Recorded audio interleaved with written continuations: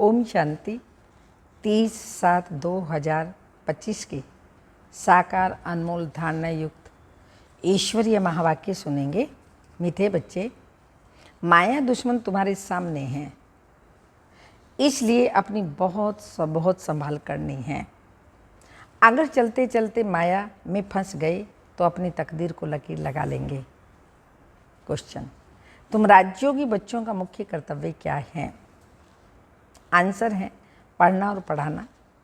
यही तुम्हारा मुख्य कर्तव्य है। तुम हो ईश्वरीय मत पर।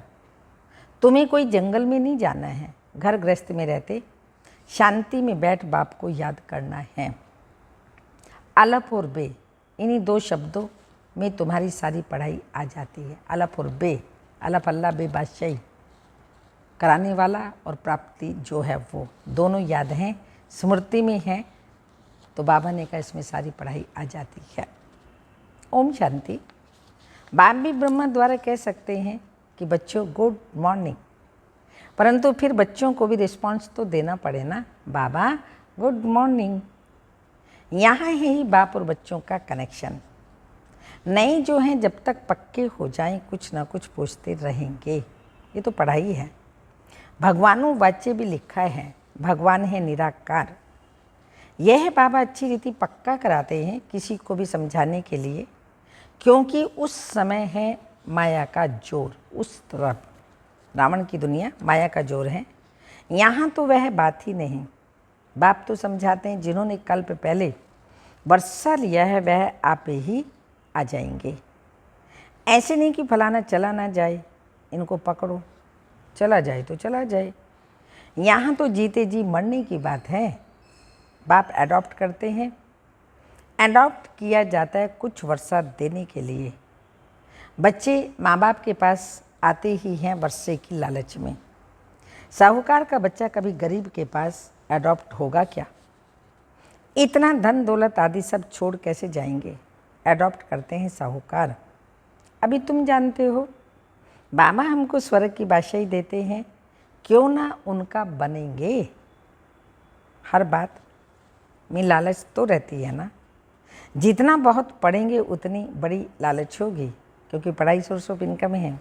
तुम भी जानते हो बाप ने हमको अडॉप्ट किया है बेहद का वर्षा देने। बाप भी कहते हैं हम तुम सबको फिर से 5000 वर्ष पहले माफिक अडॉप्ट करते हैं। तुम भी कहते हो बाबा हम आपके हैं, 5000 वर्ष पहले भी आपके बने थे। तुम प्रैक्टिकल में कितने ब्रह्मा कुमार कुमारियाँ हो। प्रजापिता भी तो नामी ग्रामी हैं। तो जब तक शूद्र से ब्राह्मण ना बने तो देवता बन न सके। तुम बच्चों की बुद्धि में अब ये चक्र फिरता रहता है। हम शूद्र थे, अभी ब्राह्मण बने हैं, फिर देवता बनना है। सतयुग में हम राज्य करेंगे तो इस दुनिया का विनाश जरूर होगा। पूरा निश्चय नहीं बैठता तो फिर चले जाते हैं। कई बच्चे हैं जो गिर जाते हैं। यह भी ड्रामा में नूंद है। माया दुश्मन सामने खड़ी है तो वह अपनी तरफ खींच लेती है। बाप घड़ी घड़ी पक्का कराते हैं माया में फंस नहीं जाना, नहीं तो अपनी तकदीर को लकीर लगा देंगे। बाप ही पूछ सकते हैं आगे कभी मिले थे? और कोई को पूछने का अक्ल आएगा ही नहीं। पहले भी कभी मिले तो बच्चे कहेंगे हाँ बाबा पहले मिले थे 5000 वर्ष पहले।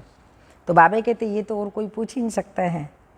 बाप कहते मुझे फिर से गीता सुनाने आना पड़े, आकर रावण की जेल से छुड़ाना पड़े, तो बेहद का बाप बेहद की बातें समझाते हैं। अभी रावण का राज्य है, पतित राज्य है, जो आधा कल्प से शुरू हुआ। रावण को 10 शीश दिखाते हैं, विष्णु को 4 भुजा दिखाते हैं। ऐसे कोई मनुष्य होता नहीं। यह तो प्रवृत्ति मार्ग दिखाया जाता है। ये एम ऑब्जेक्ट है, विष्णु द्वारा पालना। विष्णुपुरी को कृष्णपुरी भी कहते हैं। कृष्णपुरी को तो श्री कृष्ण को तो 2 बाहें दिखाते हैं ना। मनुष्य तो कुछ भी समझते नहीं। बाप हर एक बात समझाते हैं। वह सब भक्ति मार्ग है। अभी तुमको ज्ञान है, तुम्हारी एम ऑब्जेक्ट है ही नर से नारायण बनने की। ये गीता पाठशाला है ही जीवन मुक्ति प्राप्त करने के लिए। ब्राह्मण तो जरूर चाहिए ना। चक्र, यह है रूहानी ज्ञान यज्ञ। शिव को रुद्र कहते हैं। अब बाबा पूछते हैं, ज्ञान यज्ञ कृष्ण का है या शिव का है? शिव को परमात्मा ही कहते हैं, शंकर को देवता कहते हैं। उन्होंने फिर शिव और शंकर को इकट्ठा कर दिया है। अब बाप कहते हैं, हमने इनमें प्रवेश किया, तुम बच्चे कहते हो बाप दादा, वो कहते हैं शिव शंकर। ज्ञान सागर तो एक ही है। अभी तुम जानते हो ब्रह्मा सो विष्णु बनते हैं ज्ञान से। चित्र भी बरोबर बताते हैं, विष्णु की नाभि से ब्रह्मा निकला। इसका अर्थ भी कोई समझ नहीं सकते। ब्रह्मा को शास्त्र हाथ में दिए हैं। अभी शास्त्रों का सार बाप बैठ समझाते हैं ब्रह्मा द्वारा। ब्रह्मा नहीं सुनाते, ये तो मास्टर ज्ञान सागर बनते हैं। बाकी चित्र इतने ढेर बनाए हैं, ये कोई यथार्थ नहीं है। वह है सब भक्ति मार्ग के। मनुष्य कोई 8-10 भुजा वाले होते नहीं। यह तो सिर्फ प्रवृत्ति मार्ग दिखाया है। रावण का भी अर्थ बताया है। आधा कल्प रावण राज्य रात, आधा कल्प राम राज्य दिन। बाप हर एक बात समझाते हैं। तुम सब एक बाप के बच्चे हो। बाप ब्रह्मा द्वारा विष्णुपुरी की स्थापना करते हैं और तुमको राजयोग सिखाते हैं। जरूर संगम पर ही राजयोग सिखाएंगे। द्वापर में गीता सुनाई, यह तो रॉन्ग हो जाता है, तो बाप सच बतलाते हैं। बहुतों को ब्रह्मा का श्री कृष्ण का साक्षात्कार होता है। ब्रह्मा का सफ़ेद पोष भी दिखाते हैं। शिव बाबा तो है ही बिंदी। बिंदी का साक्षात्कार हो तो कुछ समझ न सके। तुम कहते हो हम आत्मा हैं। अब आत्मा को किसने देखा? कोई ने नहीं, वह तो बिंदी है। समझ सकते हैं ना? तो जिस भावना से जिसकी पूजा करते हैं उनको वही साक्षात्कार होगा। दूसरा अगर रूप देखे तो मूंझ पड़े। हनुमान की पूजा करेगा तो उनको वही दिखाई पड़ेगा। गणेश के पुजारी को वही दिखाई पड़ेगा। बाप कहते हमने तुमको इतना धनवान बनाया, हीरे जवाहरात के महल दिए, तुमको अनगिनत धन था, तुमने अभी वह सब कहाँ गंवाया? अभी तुम कंगाल बन गए हो, भीख मांग रहे हो। बाप तो कह सकते हैं ना। अभी तुम बच्चे समझते हो बाप आए हैं, हम फिर से विश्व के मालिक बनते हैं। ये ड्रामा अनादि बना हुआ है। हर एक ड्रामा में अपना पार्ट बजा रहे हैं। कोई एक शरीर छोड़ जाकर दूसरा लेते हैं। इसमें रोने की क्या बात है? सतयुग में कभी रोते नहीं। अभी तुम मोहजीत बन रहे हो। मोहजीत राजाएं ये लक्ष्मी नारायण आदि हैं। वहाँ मोह होता नहीं। तो बाप अनेक प्रकार की बातें समझाते रहते हैं। बाप है निराकार। मनुष्य तो उसे नाम रूप से न्यारा कह देते हैं, लेकिन नाम रूप से न्यारी कोई चीज़ होती थोड़ी है। हे भगवान, ओ गॉड फादर कहते हैं ना, तो नाम रूप है ना। लिंग व शिव परमात्मा शिव बाबा भी कहते हैं। बाबा तो है ना बरोबर, तो बाबा के जरूर बच्चे भी होंगे। निराकार को निराकार आत्मा ही बाबा कहती है। मंदिर में जाएंगे तो उनको कहेंगे शिव बाबा, फिर घर में आकर बाप को कहते हैं बाबा। अर्थ तो समझते नहीं। हम उनको शिव बाबा क्यों कहते हैं? बाप बड़े ते बड़ी पढ़ाई 2 अक्षर में पढ़ाते हैं। वो 2 अक्षर हैं अलफ और बे। अलफ को याद करो तो बे बादशाही तुम्हारी है। ये बड़ा भारी इम्तिहान है। मनुष्य बड़ा इम्तिहान पास करते हैं तो पहले वाली पढ़ाई कोई याद थोड़ी रहती है। पढ़ते पढ़ते आखिरी सार बुद्धि में आ जाता है। यह भी ऐसे है। तो तुम पढ़ने आए हो। अंत में फिर बाबा कहते हैं मन मना भव। देह का अभिमान टूट जाएगा।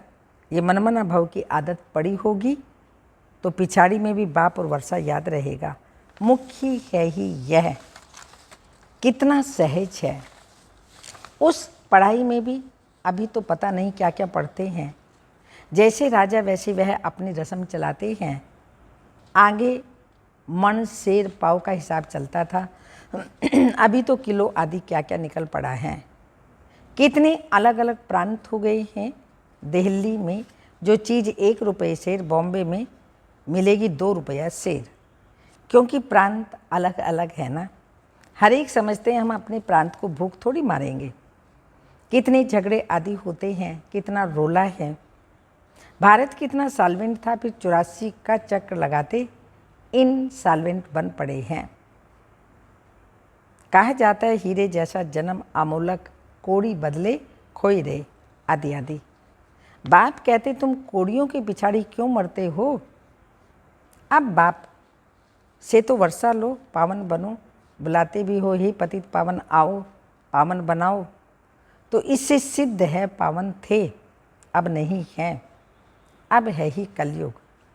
बाप कहते मैं पावन दुनिया बनाऊंगा तो पतित दुनिया का जरूर विनाश होगा। इसलिए यह महाभारत लड़ाई है जो इस रुद्र ज्ञान यज्ञ से प्रज्वलित हुई। ड्रामा में तो ये विनाश होने का भी नूंद है। पहले पहले तो बाबा को साक्षात्कार हुआ, ब्रह्मा बाबा को देखा, इतनी बड़ी राजाई मिलती है तो बहुत खुशी होने लगी। फिर विनाश का साक्षात्कार भी कराया, मनमना भव मध्याजी भव। ये गीता के अक्षर हैं, कोई कोई अक्षर गीता के ठीक हैं। बाप भी कहते हैं तुमको ये ज्ञान सुनाता हूँ, फिर यह प्रायलोप हो जाता है। कोई को भी पता नहीं कि लक्ष्मी नारायण का राज्य था तो और कोई धर्म नहीं था। उस समय जनसंख्या कितनी थोड़ी होगी, अब कितनी है। तो यह चेंज होनी चाहिए, जरूर विनाश भी चाहिए। महाभारत लड़ाई भी है, जरूर भगवान भी होगा। शिव जयंती मनाते हैं तो शिव बाबा ने क्या आकर के किया यह भी नहीं जानते। अब बाप समझाते हैं, गीता से श्री कृष्ण की आत्मा को राजाई मिली। माता पिता कहेंगे गीता को, जिससे तुम फिर देवता बनते हो। गीता के ज्ञान से राजयोग सीख श्री कृष्ण यह बना। उन्होंने फिर शिव बाबा के बदले श्री कृष्ण का नाम डाल दिया है। तो बाप समझाते हैं, यह तो अपने अंदर पक्का निश्चय कर लो, कोई उल्टी सुलटी बात सुनाकर तुम्हें गिरा ना दे। बहुत बातें पूछते हैं, विकार बिगड़ सृष्टि कैसे चलेगी, ये कैसे होगा। अरे तुम खुद कहते हो वह वाइसलेस दुनिया थी, संपूर्ण निर्विकारी थे, फिर विकार की बात कैसे हो सकती है। अब तुम जानते हो बेहद के बाप से बेहद की बादशाही मिलती है, तो ऐसे बाप को क्यों नहीं याद करेंगे। ये है ही पति दुनिया। कुंभ के मेले पर कितने लाखों जाते हैं। अब कहते हैं वहाँ एक नदी गुप्त है। अब नदी गुप्त हो कैसे सकती। यहाँ भी गौमुख बनाया है, कहते हैं गंगा यहाँ आती है। अरे गंगा अपना रास्ता लेकर समुद्र में जाएगी या तुम्हारे पास पहाड़ में आएगी। भक्ति मार्ग में कितने धक्के हैं। तो ज्ञान भक्ति फिर है वैराग्य। एक है हद का वैराग्य, दूसरा है बेहद का। सन्यासी घर बार छोड़ जंगल में जाते हैं, यहाँ तो वह बात नहीं। तुम बुद्धि से सारी पुरानी दुनिया का संन्यास करते हो। तुम राजयोगी बच्चों का मुख्य कर्तव्य है पढ़ना और पढ़ाना। अब राज्यों कोई जंगल में थोड़ी सिखाया जाता है, ये स्कूल है, ब्रांचेज निकलती जाती हैं। तुम बच्चे राजयोग सीख रहे हो, शिव बाबा से पढ़े हुए ब्राह्मण ब्राह्मणियाँ सीखते हैं। एक शिव बाबा थोड़ी सबको बैठ सिखाएगा। तो यह हुई पांडव गवर्नमेंट। तुम हो ईश्वरीय मत पर, यहाँ तुम कितना शांति से बैठे हो। बाहर तो अनेक हंगामे हैं। बाप कहते हैं 5 विकारों का दान दो तो ग्रहण छूट जाएगा। मेरे बनो तो मैं तुम्हारी सब कामनाएं पूरी कर दूंगा। तुम बच्चे जानते हो अभी हम सुख धाम में जाते हैं, दुख धाम को तो आग लगनी है। बच्चों ने विनाश का साक्षात्कार भी किया है। अब टाइम बहुत थोड़ा है, इसलिए याद की यात्रा में लग जाएंगे तो विकर्म विनाश हो जाएंगे और ऊंच पद पाएंगे। अच्छा, मीठे मीठे सिक्की लदे बच्चों प्रति माता पिता बाप दादा का याद प्यार। Good morning, diamond morning. रूहानी बाप की रूहानी बच्चों को नमस्ते। धारणा के लिए मुख्य सार है, बाप के वर्षे का पूरा अधिकार लेने के लिए जीते जी मरना है, एडॉप्ट हो जाना है, कभी भी अपनी ऊंची तकदीर को लकीर नहीं लगानी है। दूसरा, कोई भी उल्टी सुल्टी बात सुनकर संशय में नहीं आना है। कोई भी उल्टी सुल्टी बातें सुनाए तो बाबा कहते तुम्हें कोई भी हालत में संशय में नहीं आना है, जरा भी निश्चय ना हिले। इस दुख धाम को आग लगने वाली है, इसलिए इससे अपना बुद्धि योग निकाल लेना है। वरदान, विशेषता रूपी संजीवनी बूटी द्वारा मूर्छित को सुरजित करने वाले विशेष आत्म भाव। स्पष्टीकरण, हर आत्मा को श्रेष्ठ स्मृति की विशेषताओं की स्मृति रूपी संजीवनी बूटी खिलाओ तो वह मूर्छित से सुरजित हो जाएगा। विशेषताओं के स्वरूप का दर्पण उनके सामने रखो। दूसरों को स्मृति दिलाने से आप विशेष आत्मा बन ही जाएंगे। अगर आप किसी को कमजोरी सुनाएंगे तो वह छिपाएंगे, टाल देंगे। आप विशेषता सुनाओ तो स्वयं भी अपनी कमजोरी स्पष्ट अनुभव करेंगे। इसी संजीवनी बूटी से मूर्छित को सुरजित कर उड़ते चलो और उड़ाते चलो। स्लोगन, नाम मान शान व साधनों का संकल्प में भी त्याग ही महान त्याग है। नाम मान शान व साधनों का कर्तव्य में भी, संकल्प में भी त्याग ही महान त्याग है। अव्यक्त इशारे, संकल्पों की शक्ति जमा कर श्रेष्ठ सेवा के निमित्त बनो। निमित्त बने हुए बच्चों को विशेष अपने हर संकल्प के ऊपर अटेंशन देना चाहिए। निमित्त बने हुए बच्चों को विशेष अपने हर संकल्प के ऊपर विशेष अटेंशन देना चाहिए। जब आप निर्विकल्प निर्व्यर्थ संकल्प रहेंगे तब बुद्धि ठीक निर्णय करेगी। निर्णय ठीक है तो निवारण भी सहज कर लेंगे। निवारण करने की बजाय अगर आप ही कारण कहेंगे तो आपके पीछे वाले भी हर बात में कारण बताते रहेंगे। बाबा कह रहे हैं निवारण करने की बजाय अगर आप ही कारण कहेंगे तो आपके पीछे वाले हर बात में कारण बताते रहेंगे। समाधान स्वरूप हो, निवारण करने वाले हो तो वो कारण नहीं बता सकते। कोई बाबा ने कहा ऐसे प्रॉब्लम नहीं बता सकते, समस्या नहीं बता सकते, बल्कि उसका समाधान करने वाले हैं।